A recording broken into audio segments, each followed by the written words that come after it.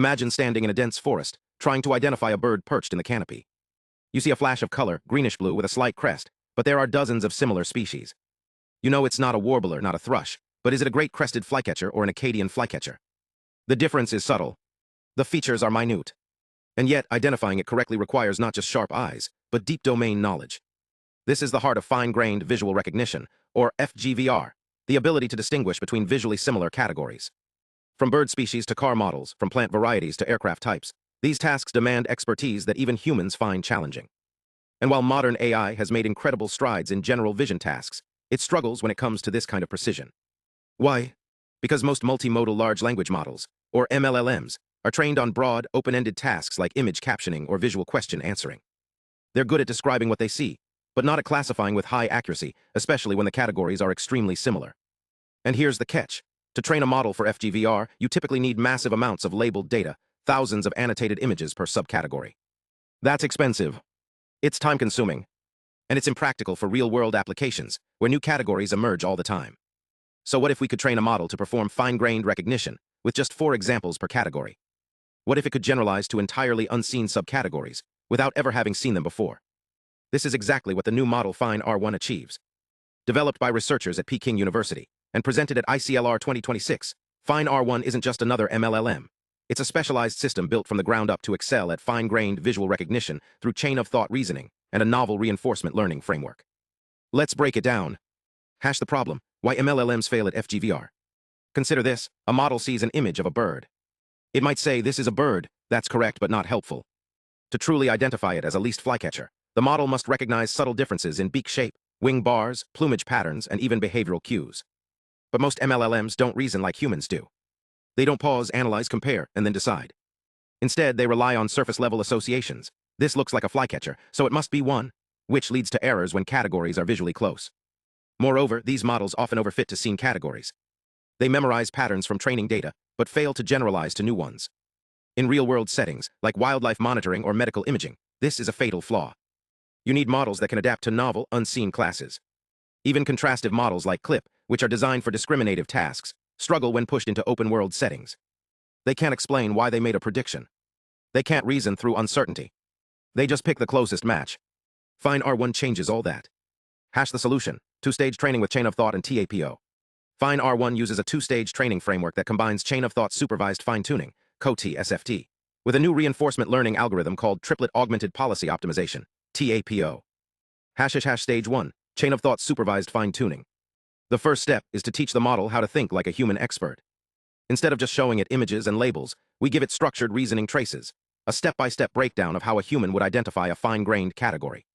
The process looks like this. 1. Visual analysis. Identify key visual features: color, shape, texture, posture. 2. Candidate subcategories. List the most likely species or models based on those features. 3. Comparison. Compare the candidates using domain knowledge, e.g., the Acadian has a darker throat while the least has a pale one. 4. Prediction. Make a final decision based on the evidence. This structure isn't arbitrary. It mirrors how experts actually work. And it's powered by a high-quality CoT dataset built using QN2, 5VL32B, where each image is paired with multiple reasoning chains generated by AI and verified by humans. The result? A model that doesn't just guess the answer, it reasons toward it. Stage 2, triplet-augmented policy optimization, TAPO. Now comes the magic. After CoT SFT, the model still needs to learn robustness and discrimination, especially under high intraclass variance, differences within the same category, and low interclass variance, similarities between different categories. Enter TAPO. TAPO introduces a triplet-based augmentation strategy. For each image, it creates a triplet. An anchor image, the original. A positive image, same category, different viewpoint or lighting. A negative image, visually similar but from a different subcategory. For example, anchor, a photo of a F-15 eagle. Positive, another F-15 eagle from a different angle. Negative, a F-16 Fighting Falcon, similar in shape but distinct in wing sweep and nose design. Now during training, the model is encouraged to be robust to intraclass variation via intraclass augmentation. By mixing rollouts from anchor and positive images, the model learns to recognize the same category despite changes in pose, lighting, or background. Be discriminative across classes via interclass augmentation. By contrasting responses to anchor and negative images, the model learns to detect fine-grained differences, like the subtle edge of a wing or the angle of a tail fin. This is where TAPO shines.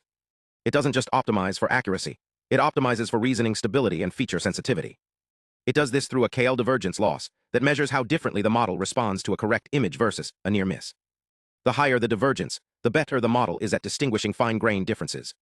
And because the policy update remains conditioned only on the anchor, the model explores a wider space of reasoning paths without losing focus.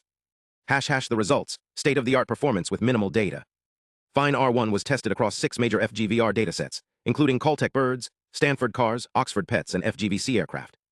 In the closed-world setting, where the model must choose from a predefined list of categories, Fine R17B achieved 91.71% accuracy, surpassing even large models like QN2. 5VL7B by 7.73% and beating CLIPL by 3.38%. But the real breakthrough is in the open-world setting, where the model must identify unseen categories without prior exposure. Here, Fine R17B achieved 74.8% relative semantic similarity, a 23.75% improvement over QN2, 5VL7B. Even more impressively, it outperformed SigLIP, a state-of-the-art contrastive model on unseen categories. And it did all this with only 4-shot training per category. Why it works, not more data but better reasoning. So what's really changing inside the model? To answer that, the authors conducted a series of ablation studies and analyses. First, they checked whether Fine R1 was just learning better visual embeddings.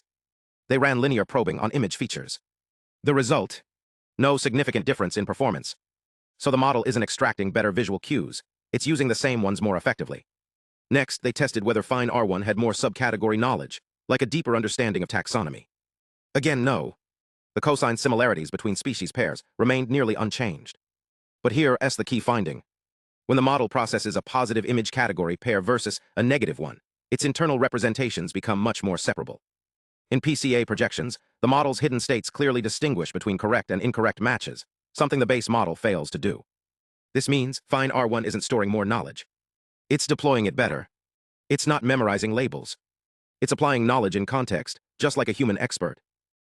Broader implications, from birds to benchmarks. Fine R1 isn't just good at classification. It improves general-purpose performance too. On ImageWiki, a benchmark that tests whether models can answer questions dependent on accurate object recognition, Fine R1 improved accuracy by 3.6% over QN2, 5VL3B. And on general VQA benchmarks like Bench and Seedbench, it matches or exceeds the performance of larger models, despite being trained only on FGVR data with no additional instruction tuning. This proves that fine-grained recognition is foundational to advanced multimodal reasoning. You can't answer what kind of bird is this if you can't identify it. And if you can't identify it, you can't answer anything that depends on that knowledge. Conclusion, a new era for MLLMs. Fine R1 is more than a new model. It's a new paradigm. It shows that with the right reasoning framework, even small amounts of data can lead to massive gains in performance and generalization. By combining structured chain-of-thought reasoning with triplet-augmented reinforcement learning, Fine R1 transforms MLLMs from passive describers into active, knowledge-driven classifiers. It's not just faster, it's smarter, and it opens the door to real-world applications where expert annotation is scarce. Wildlife conservation, medical diagnostics, industrial quality control, and more. If you're working in computer vision, AI, or even biology, this is the kind of model that could change your workflow.